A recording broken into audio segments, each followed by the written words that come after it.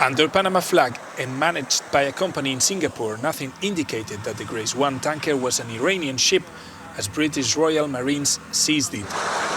Gibraltar's First Minister says it's because they believe the vessel was trying to take oil to Syria, which violated EU sanctions.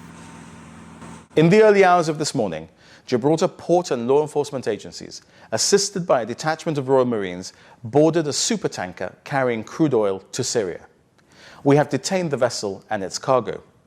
This action arose from information giving the Gibraltar government reasonable grounds to believe that the vessel, the Grace 1, was acting in breach of European Union sanctions against Syria.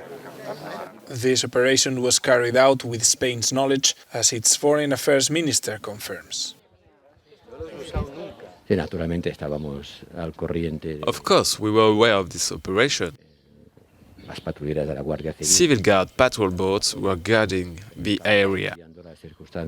But we are studying the circumstances in which it happened. It was a demand by the United States to the United Kingdom. And we are looking into how it affects our sovereignty, because it happened in what we understand as Spanish waters. First question. European countries have so far tried to appear neutral in the escalating confrontation between Tehran and Washington.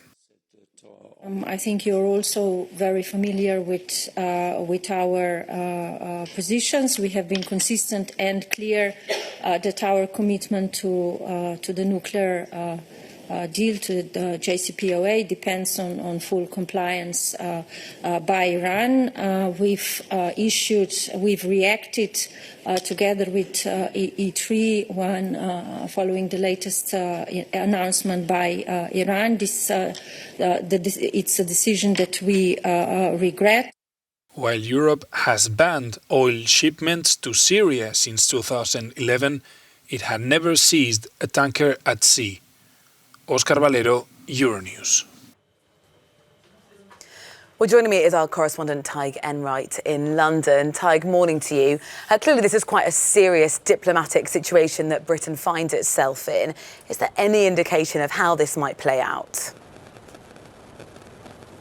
Hi, Rosie. Certainly serious and complicated here for the people at the Foreign Office, because there are many layers here, many questions, and perhaps not quite so many answers. I guess the key one is who is pulling the levers here. You know, on the face of it, yesterday, this was an operation sparked by Gibraltar, but bringing in the military might of the UK to enforce EU sanctions against the delivery of oil to this refinery in Syria.